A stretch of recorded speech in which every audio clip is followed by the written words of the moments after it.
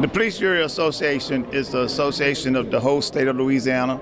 Well, we represent all 64 parishes. We represented them in Baton Rouge at the Capitol, fighting bills, good bills, bad bills, whatever type of bill, but we represent all 64 parishes in Baton Rouge. Today is one of our conferences, which is a big day. We have a lot of committee meetings going on, veterans, economic development. We have a lot of different communities, and this is a conference that we ask everybody to come out and pick up something to learn and bring back to their area. I am so delighted to be here to welcome you to your convention, and once again, it is a blessing for us to be able to gather in person. I want to welcome all the parish presidents, the council members, the municipal leaders from across our great state of Louisiana, all of you all who have taken time to join us today. And I want to thank you for your effort, all the efforts that you put forth to transform all 64 parishes in our state. I can tell you, as the parish president of our community, it's really exciting to see all of you all here, and knowing that even though we may come from different parts of the state, I believe that we all share a common goal and a common theme, and that is that we want to create a better tomorrow for the people that we serve.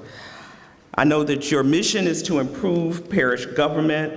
I know that you are going to have an opportunity today to trade ideas, lessons, and thoughts. And that's one of the great experiences of having a conference like this, collaboration and getting to talk. The American Rescue Plan was a piece of legislation that passed at the beginning of this year, a federal piece of legislation that actually is going to bring money down to all of the local governments, direct money from the Treasury to parish governments and police juries throughout Louisiana. And we'll be able to use those funds for loss of revenue because of the pandemic, infrastructure projects, broadband, water, sewer system projects, and so we're excited about getting the money and be able to spend it for the people. Right now, the direct aid that every parish is going to get from Treasury, no matter what your size, no matter what your geography, every parish, every size, direct aid from Treasury, not through the state, no offense, state treasurer, not through the state, not through some other agency, but direct to you. And this wouldn't have happened without NACO. And I'm going to tell you, I'm a conservative. I'm concerned about our federal debt and federal spending. Every time that the discussions during the debate on the American Rescue Plan about the $362 billion for states, cities, counties, and other agencies, every time that $362 billion number was taken out, the $1.9 trillion price tag for the total bill did not go down by $362 billion. It was going to go somewhere else. I believe that you and I, elected officials from our communities, know best how to invest in our communities. We know best how to allocate these funds rather than someone in Washington, D.C., and sometimes in our state capital. So NACO fought for that. We fought that, unlike the CARES Act, where it would go to the states and then sometimes be suballocated, some states did, some didn't, that this would be a better system. And we won out in that. $65.1 billion goes direct to counties, parishes, and boroughs across this nation. Well, my first advice is to move slowly, be patient, be sure and not make commitments until we really understand all of the guidance and what the permitted uses will be for these funds. We have until the end of 2024 to spend these dollars. There will be more guidance and more detail on what these permitted uses will be really within a few weeks. So I'd be patient. I would also suggest that you invest in smart things, not just go out and spend the money recklessly, but be wise about it.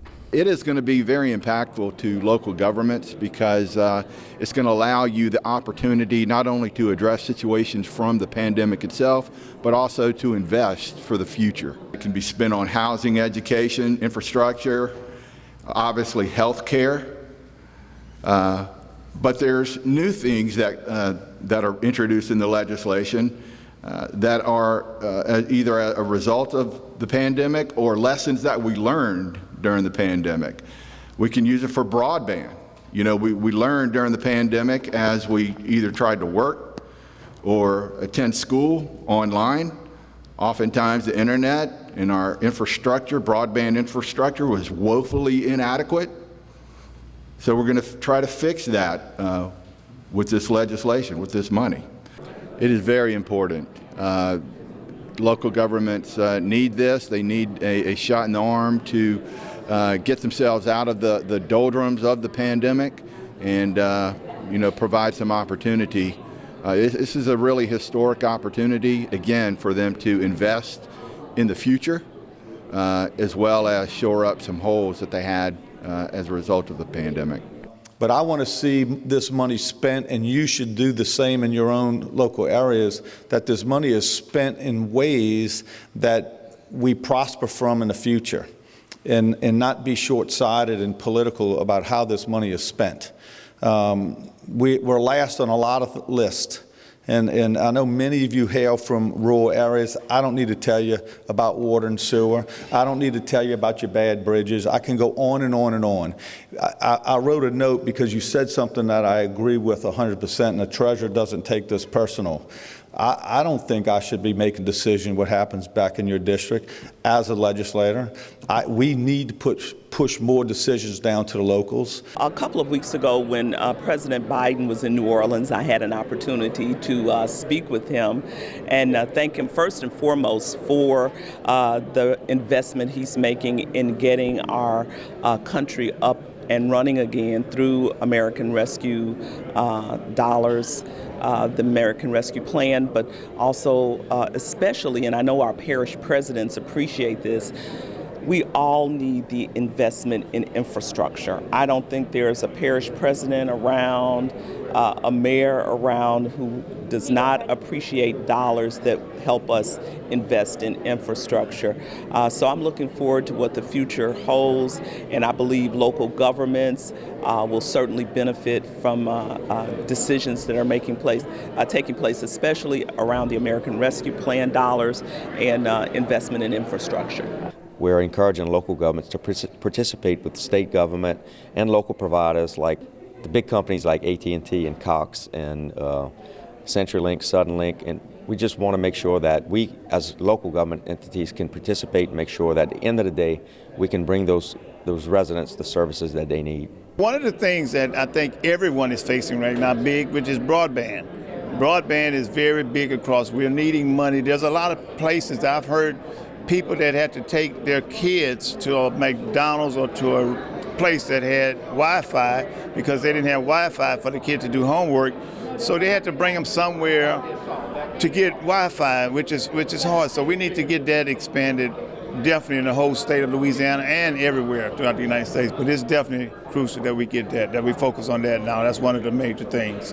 When COVID shut down schools, we learned pretty quickly because of remote learning that our parish was in pretty dire need of broadband. We had some areas of the parish that I don't even know if they had reception, so that's a pretty significant impact as well. Broadband in the rural area is one of the biggest problems we have. Getting broadband to those people who can afford it, those children who need it for educational purposes, is very important to our parish. We're a Rouge parish, and we don't have broadband in those areas. So getting that bill passed and trying to influence the community to support it, and the other legislators like the police, Juror, the cities and everything to try to get broadband in our parish. That's one of the biggest issues we have right now. St. Charles Parish is actually in a pretty good spot. When it comes to broadband, we do have a few spots that are in need, but it's such an important issue. The pandemic has brought to light many of the inconsistencies and lack of service that we have through the state. I just think technology is such an important part of our world now. We've got to try to figure out a way to get service to some of those rural folks. Well, first of all, we're very appreciative that the dollars are coming to help us do things and to do big projects.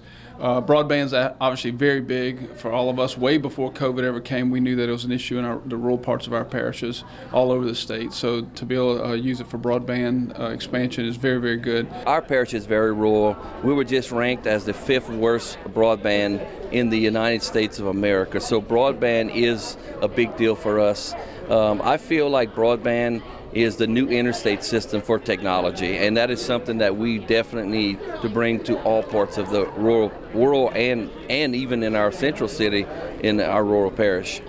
A lot of the kids, had to access the internet and stuff in the rural areas, and they did not have the access to broadband. So the families would have to load up their kids, bring them to town to find a hotspot or somebody with internet services where the child could complete their schoolwork. So this is very important for all the rural people in Rapides Parish and all surrounding parishes in the state of Louisiana. Up in Washington, I am constantly reminding people how hard Louisianians work and what we need to be successful. And I will not stop fighting to bring better broadband access to our rural parishes. We need it. We deserve it. And I will not stop fighting to ensure that people are protected against the floods and hurricanes that frequently hit our communities. That's why I recently condemned a policy by President Baton that could make flood insurance unaffordable for Louisianians who live in vulnerable areas. No offense, but that would be just bone deep down to the marrow stupid. While we work to make meaningful investments in Louisiana jobs and families, we have to oppose efforts to plunge the United States into debt that will cripple our economy for generations. We just can't do that. We have to oppose efforts to kill affordable, reliable energy and the jobs that make it possible.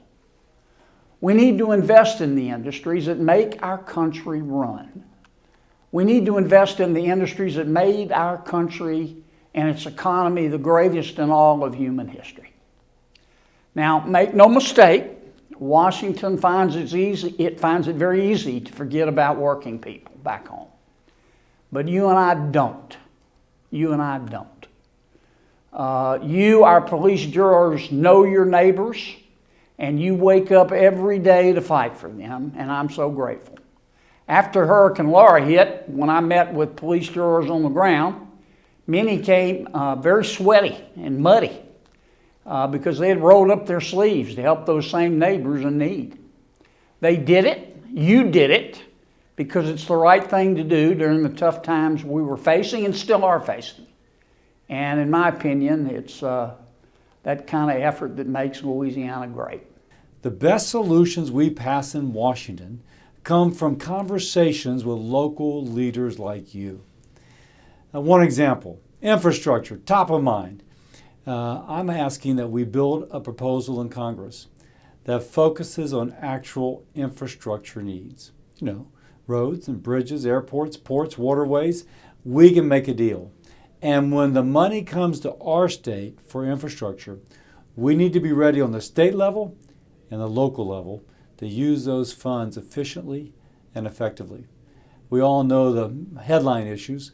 The new I-10 Calcasieu River Bridge, the Mississippi River Bridge in Baton Rouge, where the new bridge is 60 years old, 6-laning I-12, or I-49 North and I-49 South, and the project I really have in my imagination, an I-14 East-West corridor through central Louisiana. Great projects that would mean a heck of a lot to our state. Now, some folks have said, why don't you just support the president's plan? And I point out that in a $2.2 trillion package, only 6% goes to roads and bridges. I don't mean to be partisan, but Republicans are proposing a solution that doubles the amount of money going through roads and bridges, but only cost about a quarter as much. That means, of course, less taxes and less debt. Your local officials, you know what that means. I'm also pushing for other things like rural broadband. For example, we already have Gerald Long, the former state senator, who's going around our state helping parishes get the laws in place in case 5G network comes to your parish. We're also looking, if the administration wants to spend money on green energy, I'd like that to be something that Louisiana really benefits from, that creates jobs in your town, in your parish. One example, carbon capture infrastructure. If we can capture the carbon from a plant like Dow or Procter & Gamble and store it beneath the ground, it perhaps attracts Dow and Procter & Gamble to build out more capability in our state, but we also have the pipeline and the geology infrastructure by which we could sequester. Coastal restoration. Louisiana just received $109 million in revenue from energy produced in the Gulf of Mexico. We use that principally for coastal restoration. Unfortunately, COVID-19 has destroyed demand for oil and gas and has reduced this year's revenues. Again, the Biden administration is threatening future revenues. We're making the case, and I'm working with Governor John Bel Edwards, to just tell the administration, we produce oil and gas in the most environmentally sensitive way. It supports energy workers throughout our state and the nation. It also supports rebuilding our coastline. It is important to our economy. Believe me, we're working on GOMESA so we get more revenue from GOMESA. Because as sea levels rise, it's not just Louisiana affected, but states around the nation. So with that, I'm hoping to find other pots of money so that we can benefit us all. Let me just mention a couple things about healthcare. Surprise medical billing was signed into law by President Trump. It's a bill that I worked on. Just had several pieces of legislation regarding high cost of prescription drugs.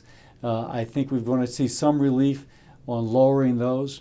And we're working on other ways so that patients have lower health care costs. And this is another opportunity for us to make investments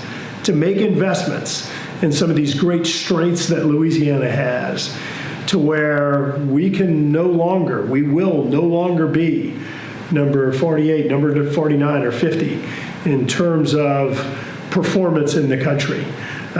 These investments, this gives us an opportunity to move Louisiana up to the top, to give us the Louisiana, to give our children and grandchildren, not the Louisiana we have, but the Louisiana we deserve. We are all citizens of this great state and should seek to always put Louisiana first. My team and I have hit the ground running and look forward to working with you to ensure we bring opportunity and growth back to our beautiful region and state. I look forward to seeing you as we travel around the district in the coming weeks and months. Please call on me and my office if we can ever be of assistance. Thank you, and God bless. Our road and bridge infrastructure is probably the worst it has ever been in Louisiana. DOTD is telling us there's about a $15 billion backlog.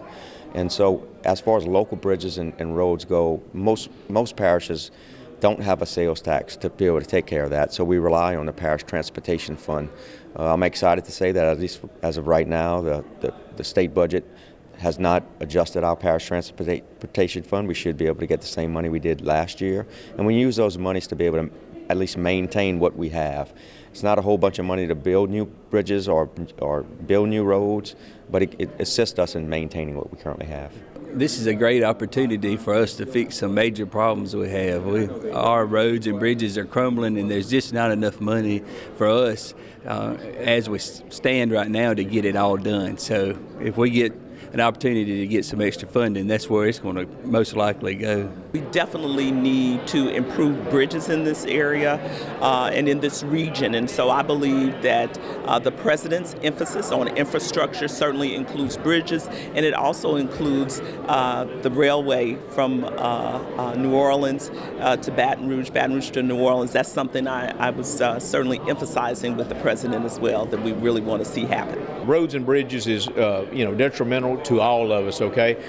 Through all the rains, the hurricanes and stuff, the trees and stuff that tore up the drainage canals and roadways and stuff. So this is going to mean a lot for the citizens of Rapides Parish to try to get the roads back in shape and the drainage from the flooding of the hurricanes and everything else we've been experiencing. Bridges are a very unfunded thing that we have right now in our parish.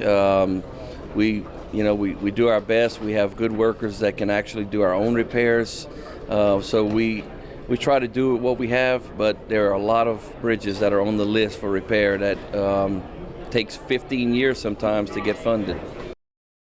Our association has not taken a position on the bill. However, what it means is basically the new commission that has been formed with the piece of legislation acts as a clearinghouse for our taxes to come through. And really, at the end of the day, nothing changes from a local perspective as far as tax commissions go and their job for the people. In the fall of 2022, the voters of Louisiana will get the opportunity to vote this legislation up or down. It is basically going to say, you know, would you allow the legislature to enact legislation to collect taxes from a central sales point? We feel like we do a very good job. Our sales tax collection is done by the school board, Tangible Parish School Board. They do a phenomenal job doing that. So we wanted to make sure, which in working with Guy and the Police Jury Association, they did a very good job making sure that our local audits are still in place, that we can make sure that those audits get done and we can share it, that's fine, and that we get our money timely. Right now, parish government gets our sales tax very timely from the school board. We want to make sure that continues because that keeps our cash flow properly. I do commend the speaker for working with local government and trying to craft some of the language to make sure that our interests are protected for the most part.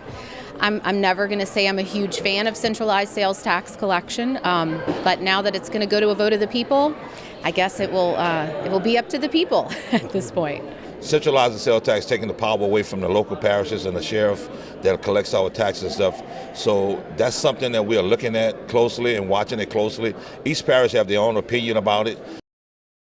Women in Politics is a fairly new meeting that we've held at the Police Jury Convention. This is our second annual meeting. We're here to talk about policy over politics. That's kind of our tagline. We don't just talk about women's issues. We like to get together and support each other in our challenges through government. A lot of local electeds are now female. My council in particular is 6 out of 9 women. So we've seen an influx of women, and it's time for us to band together and make sure that we can not necessarily recreate the wheel, but help support each other through our journeys. We need more women. We find that women in government are really good at compromising, and quite often compromise is the way to a solution. So our egos are a little different than men's, and I think it's just a huge opportunity for women at this point in time. This is only my second year. I ran and beat a 24-year incumbent, and I decided to run for local government because I wanted to stand up for my community. You know, I saw changes going on, and so I decided that I wanted to be a voice. How do you enjoy it so far? Oh, I really enjoy it. You know, it's very rewarding. I don't actually call myself a politician. I'm a servant of the people. What would you say to other women that might consider getting involved in local government? Well, they actually need to get involved. You know, the women can be very loud when they need to be, and be very organized, you know, in researching and deciding what is best for our communities and do what we need to do. Got appointed as a police juror when another juror was not able to finish their term. I enjoyed it. I wanted to do something to try to better the parish, and I wanted to be a part of a team. And so I ran for election, and I won my campaign, won my election. This is my second term. I'm in my second term now, and I really enjoy it. It's just, if people have not been involved, they don't realize how much it does take, how much time, how much effort, how much work goes involved in it. What's your recommendation to other women that may think about doing this but just haven't taken the plunge? I think that if you have the heart to serve people, that you should take an initiative to be the changing factor for your parish. I think you should, every woman, they manage the home, they manage the family. I think that they would be great in managing the parish as well. I've been in office for 7 years now, and I decided to run because in my community, I saw a need to help, and I've always been that person to help. I started off with a child care facility, and I was helping the children in the community. And as they became older, I realized there was a need to do other things in the community. And so as I was helping in the community, I said, you know what? I think I'm going to run for office, and I'm going to see if I can help even more. So that was the reason why I decided to run, because of the need that I kept seeing in our community to help. What would you say to women about getting involved in local government? We tend to fix things a little different from how a man would fix it. And I believe that women can fix issues. And when we fix issues, they really are fixed on a permanent basis. Things get solved better. That's just my belief. That's how I was raised. So if a woman steps in, I think we could also pull other women in to give them a boost of encouragement to let them know that they can do this as well. I've been involved for a couple of years now, and I really enjoy helping my community, even though, it's a struggle trying to make everyone happy with the work that we do. At the end of the day, when you've given it your best and you've done your best for your parish, you sleep well at night. What advice do you have for other women that might consider a career in politics at the local level? Get involved. There's no job too small. Start out with something that you're passionate about and continue to work towards it until you meet your goals. Get other people involved. Currently, I'm in my third term, and which is 9.5 years, and I'm actually also on the Republican Parish Executive Committee. I have an at-large position, so I technically have 2 political positions. So you can see I'm a little bit of a political junkie. But when I was a little girl, my dad was very active in supporting people, and he always talked about politics. So I knew someday I'd get involved, and once my kids were grown, I decided to run, and I was blessed to win. What is your advice to other women that may think about getting involved in local government but haven't taken the plunge?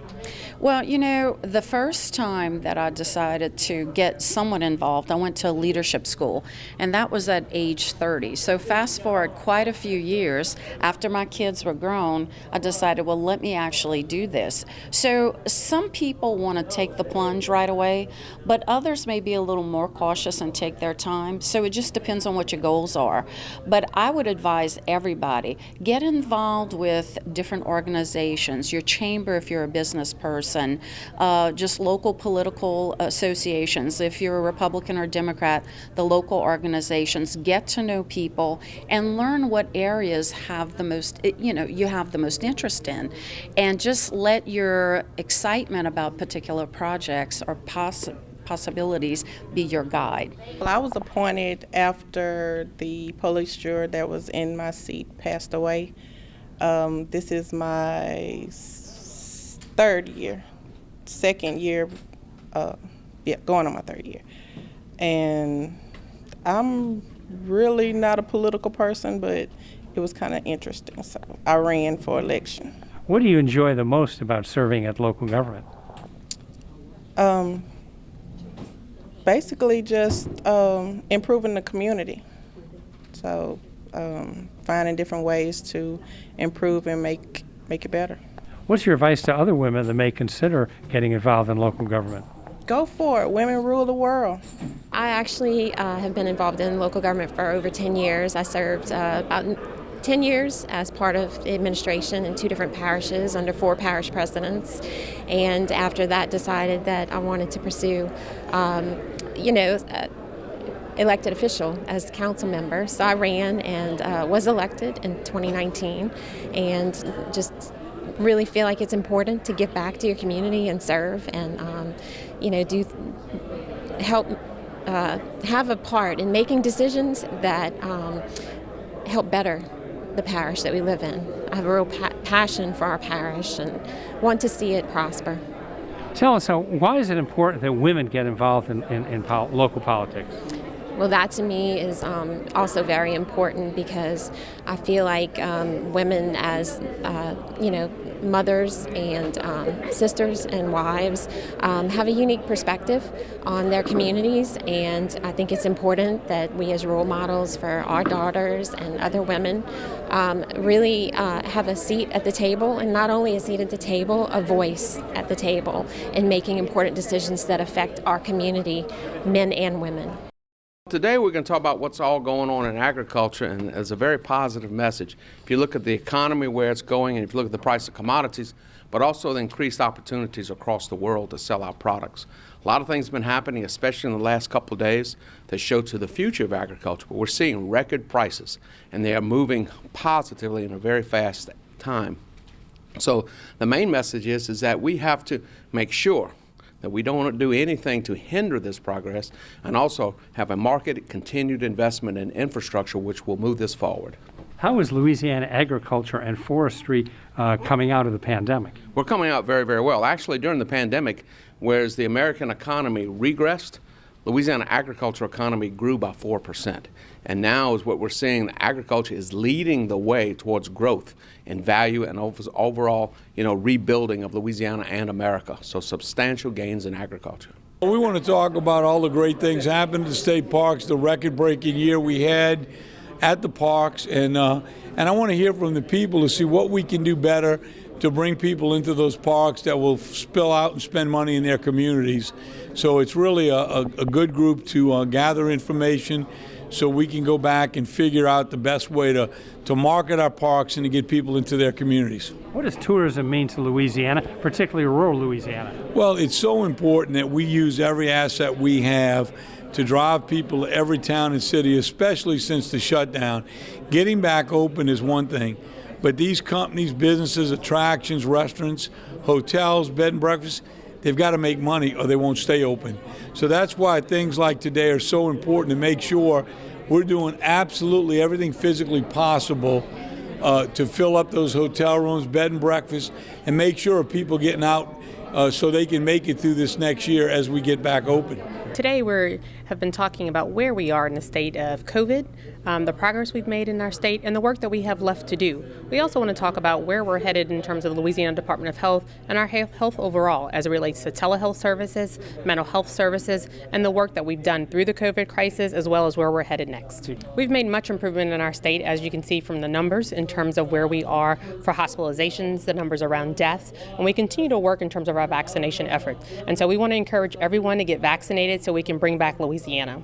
What role does local government play as a partner in trying to get more people vaccinated?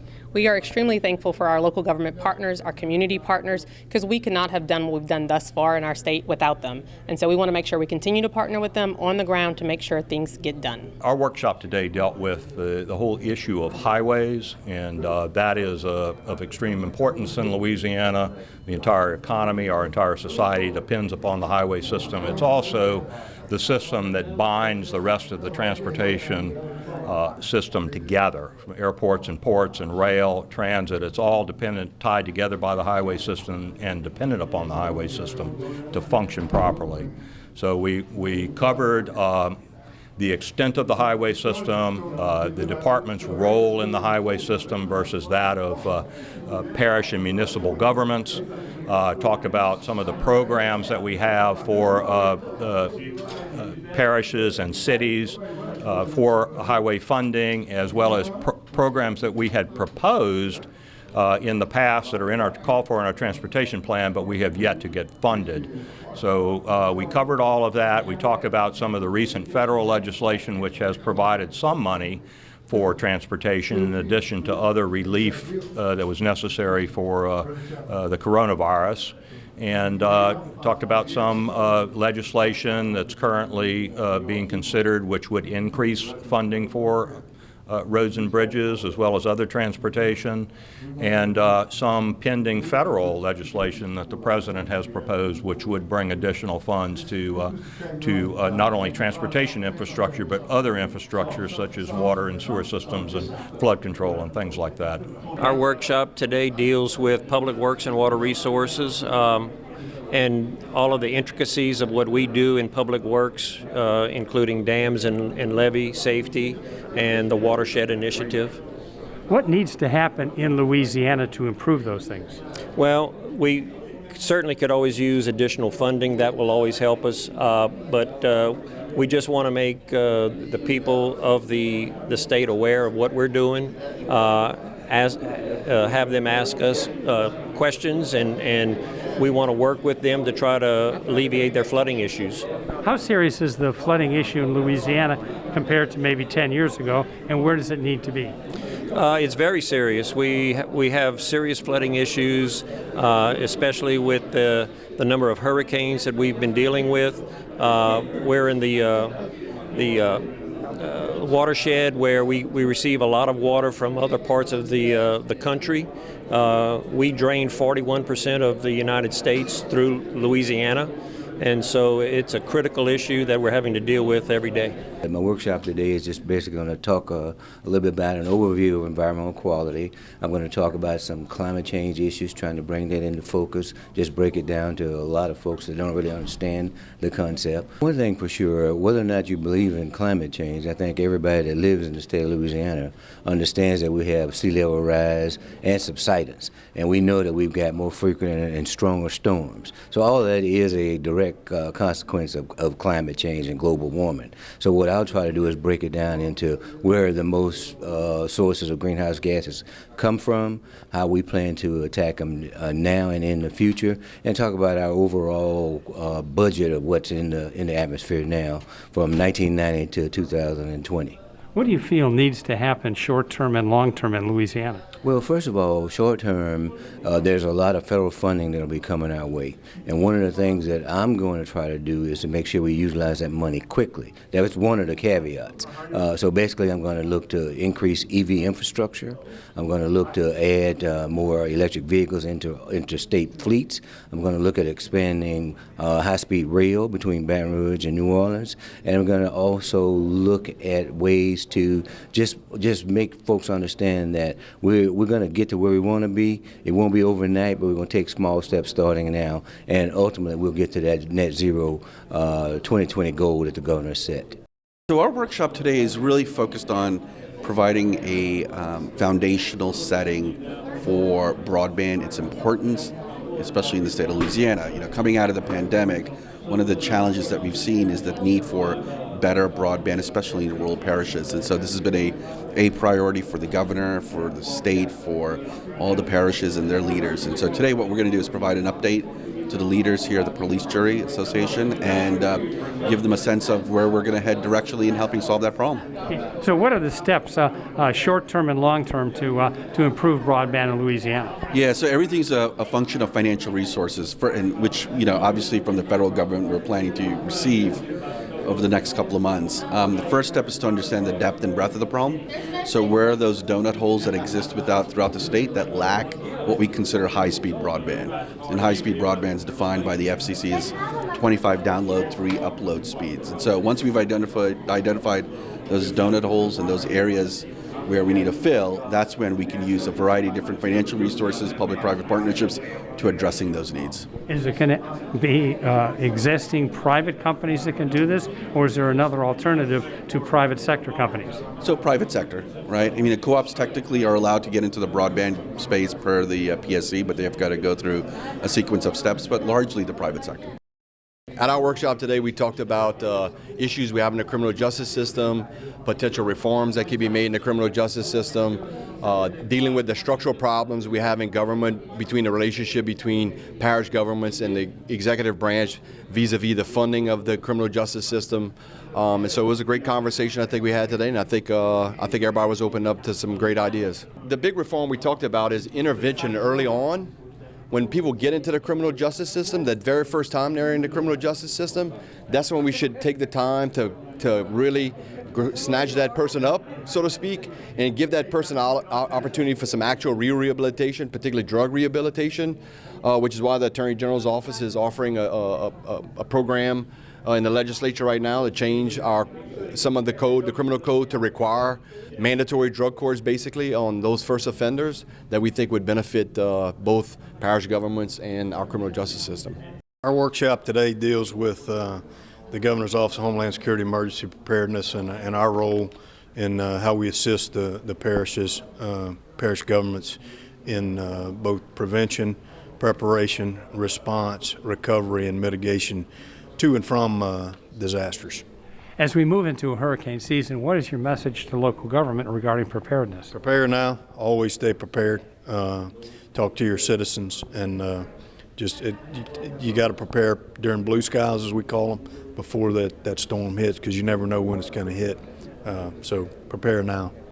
Our workshop today dealt with the importance of fire protection and EMS in our local communities. You know, these parishes and these cities across our state have a horrendous responsibility of protecting people's lives every day. But as you know, we look back at last year's hurricanes, last year's disasters, and you know, what our local firefighters and EMS and law enforcement professionals have done has been just miraculous. And you know, we're so appreciative of that. So we had discussions about lessons learned, you know, certainly from the hurricanes and those type of things, but also how do we become better? And really the key to becoming better is meetings like this where we come together and we plan, we enhance our relationships, we discuss how we can help each other out, and that's really fundamentally what the discussions are all about. So, you know, just a really good time. You know, we're fortunate in this state to have the elected officials who are, you know, on the ground in these parishes and doing the job that they do, and of course it's always been our honor to support them, and we learn a lot from what these parishes do. You know, certainly all politics are local, and these folks do a great job.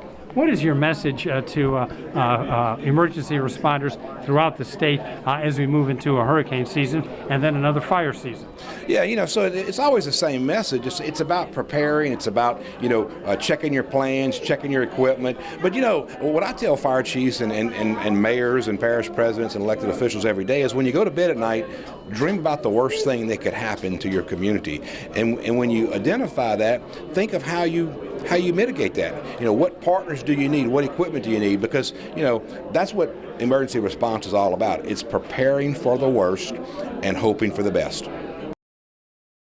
I've often said that being a locally elected official is one of the hardest jobs in government, and trust me, your hard work, especially during the COVID-19 pandemic, has not gone unnoticed.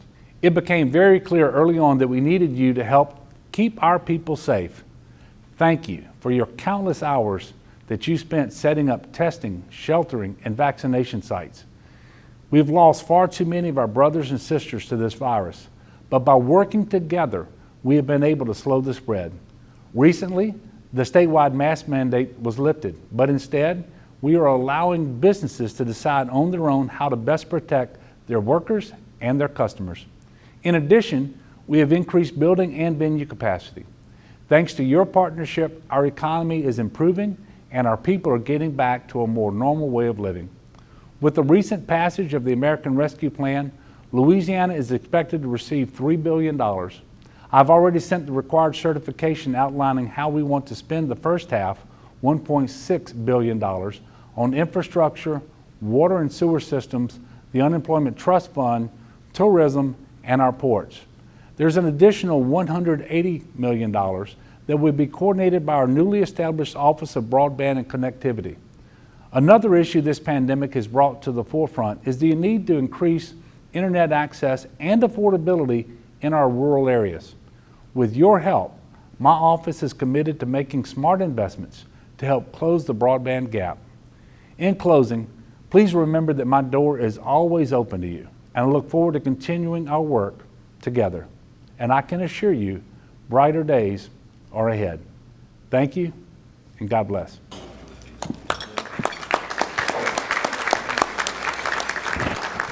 From our governor, John Bell Edwards, I will tell you that I got to visit with him on Monday, specific to broadband and connectivity, and he asked me while we were in conversation, he said, John and I actually met with him, and he said, I hope your members realize that I really, really care about local government. He said, I want to remind you that last year during the CARES Act funding, and I see Judge Moore on the side of me, that the federal government had basically sent down billions of dollars to states, and they recommended that you set aside 45% of those funds for local governments.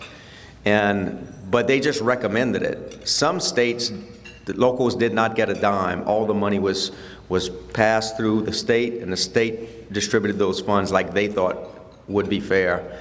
But the governor said early on that he was going to put 45% aside, and he did. There was an instrument in the legislature that removed a little bit of some of the 45%, and they used that for a business loan program.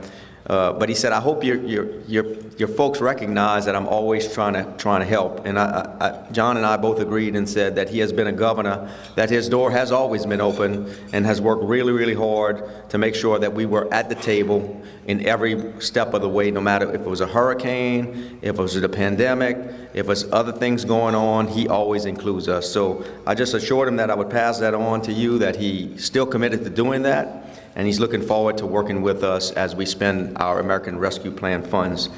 Now I want to give some awards to our current board officers for their past year's service. So when I call up your name, please come up. This is presented to Mr. John Marceau in recognition and appreciation of dedicated services and leadership as third vice president of the Police Jury Association of Louisiana for last year. Mr. John?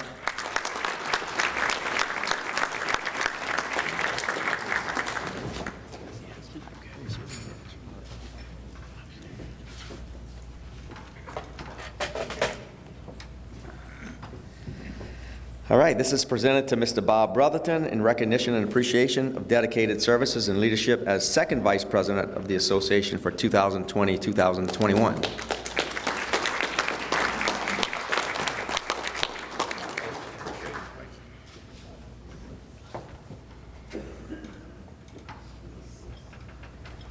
And last but certainly not least, presented to Mr. Tony Guillory in recognition and appreciation of his dedicated services and leadership as Vice President of the Association for 2020-2021.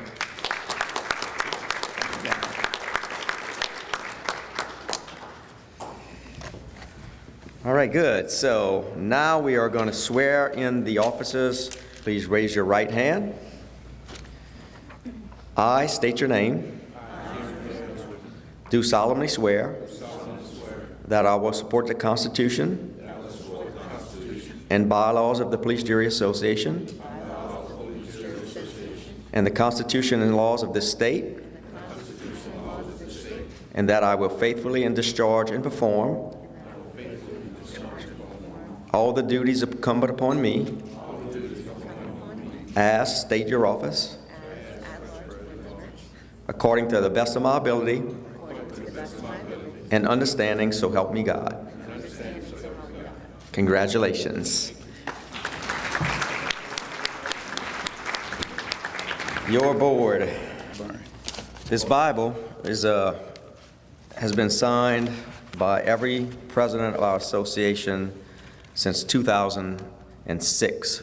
Oh no, I'm sorry, since 1993. So this is a keepsake. Had the privilege of signing this Bible because I served on this as president of the association a few years back. So Tony, just know that as you place your hand upon it. Pick your right hand up. There you go. I, Tony Guillory. I, Tony Guillory. Do solemnly swear. Do solemnly swear. That I will support the Constitution. That I will support the Constitution. And bylaws of the state of Louisiana. And bylaws of the state of Louisiana. And bylaws and Constitution of the Police Jury Association. And the bylaws and Constitution of the Police Jury Association. And that I will faithfully and impartially. And that I will faithfully and impartially. Discharge and perform all the duties. Discharge and perform all duties. Incumbent upon me as president. Incumbent upon me as president. According to the best of my ability. According to the best of my ability. And understanding. And understanding. So help me God. So help me God. Mr. Tony Guillory, your 2021-22 president. Go ahead and a few words. Well, first I want to recognize, I'd like for Lake Charles Police Jury staff and association, please stand up so everybody can see you. I got staff, police jurors, and their spouse. Thank you all so much from the bottom of my heart for coming out to this event. Thank everyone with all of my heart for coming out. All my friends, everyone. It has been a long ride, and we are finally here. A lot of hard work and a lot of dedication. It will be proud to serve you all. Again, one of my things that I came in this year was the word hope. Helping out people every day, and that is what we do, and that's what we continue to do, and that's what the association will do in Baton Rouge for you as we work throughout this session coming up, which have about 30 days left, which I will come down a couple of days with you, Guy. So that is some of the things that I really look forward to. I want to say to Scotty, last year was a year. I was president of the Lake Charles Police Jury, and we had 2 storms to come right through Lake Charles dealing with COVID. I think I am probably one of the presidents that have dealt with a lot of things throughout that year. So Scotty had a lot to deal with also, and we couldn't make meetings or anything like that. So, you know, my prayers and everything goes out to Scotty for his year serving. But I definitely want to thank everyone, and I appreciate this moment. It is so good to see you all. I love all of you. It's so good to see you all. I am someone you know, someone you can talk to. Thank you.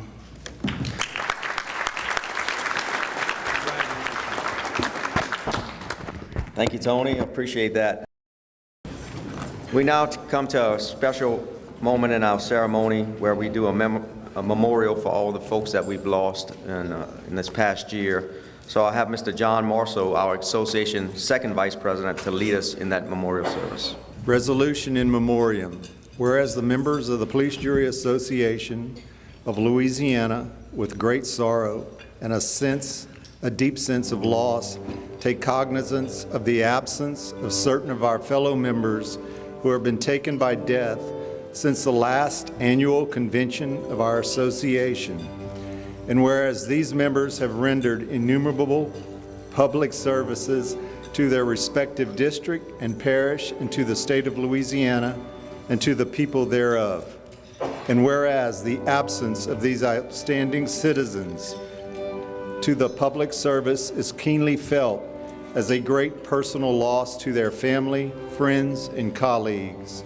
Therefore, be it resolved by the Police Jury Association of Louisiana in convention and duly assembled in Baton Rouge, Louisiana, this 14th day of May, 2021, that the association does hereby pay tribute to the memory of Elsie Ray Bryant of Avoyelles Parish, Addie Glenn McCormick of Catahoula Parish, Edward Brooks of East Feliciana Parish, Scott Perry Jr. of Rapides Parish, Steve Craig of Richland Parish, Charlie Brown of Sabine Parish, and Richard Tanner of St. Tammany Parish, and does hereby express for its members and the citizens of the state their sense of gratitude for their achievements and contributions to the public good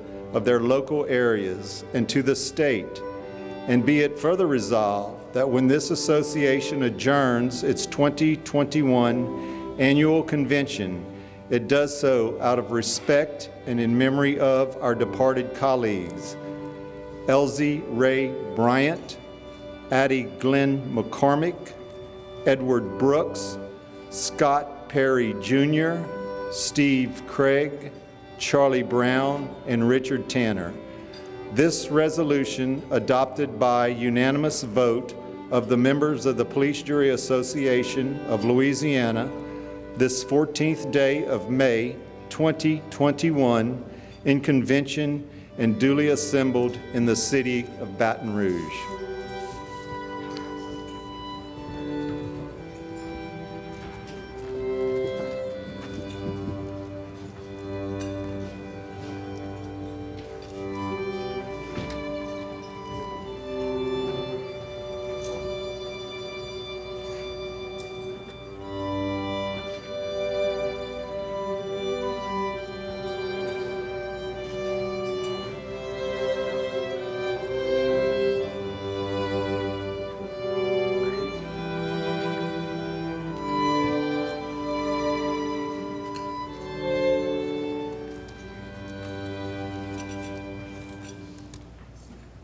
Thank you. Let's give a round of applause to the Baton Rouge Symphony Orchestra. And also, let's give a round of applause to Kennedy and Parker St. Romain, our good candle lighters this afternoon. As you all know, the second most recognized song in the world, next to Happy Birthday, is You Are My Sunshine, sang and written right here in Louisiana by Governor. But his voice wasn't the voice we kind of wanted to use to set the tone, So several years ago, when we partnered with Lauren Daigle, a great ambassador, and recently Lane Hardy, and John Goodman also donated the use of his voice for TV spots. We bought the rights to "You're My Sunshine." And it turned out so beautiful that Lauren Daigle's producer has bought the rights to put it on her next album. And we know people are going to be seeing the great outdoors. And nobody has better outdoors than Sportsman's Paradise right here in Louisiana. I tell people you can fish anywhere, but you catch fish in Louisiana. So I'm going to close with this video of some of the great things to do outdoor, and Lauren Daigle, Grammy winner from right here in Louisiana.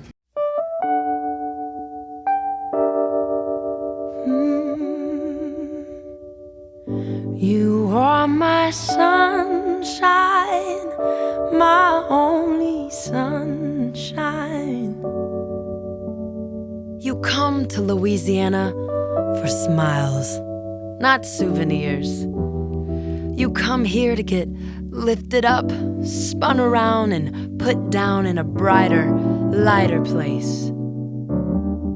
You make me happy when skies are gray. You come here for the distinctive music and the amazing food. But what really spills out of the horns and over the edges of your plate is joy. Some people might call it joie de vivre, the joy of life. In Louisiana, it's our way of life. You'll never know, dear, how much I love you. So please don't take my sunshine away. So come live life to the fullest, where there's an abundance of good food, good music, and good times. So there's more than enough to go around. Come one, come y'all. This is Lauren Daigle inviting you to come feed your soul in Louisiana. You'll never know, dear, how much I love you. So please don't take my sunshine. Please don't take please don't take my sunshine away.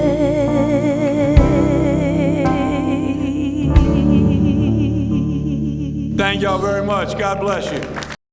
At the end of the day, local government provides the most services for the people. If you look across the board and all the governments that represent you, we are where the rubber meets the road, literally. Whether it's mosquito control, garbage collection, roads, bridges, stop signs on roads, libraries, the courthouse. I mean, it's just a number of things that we do. So on an everyday basis, when a guy gets up in the morning to go to work, he's going to touch more local government services, anything that he does all day long. And so that's what we want people to know, that we are the backbone of providing services to the people, and we're going to do our best to make sure we get them right.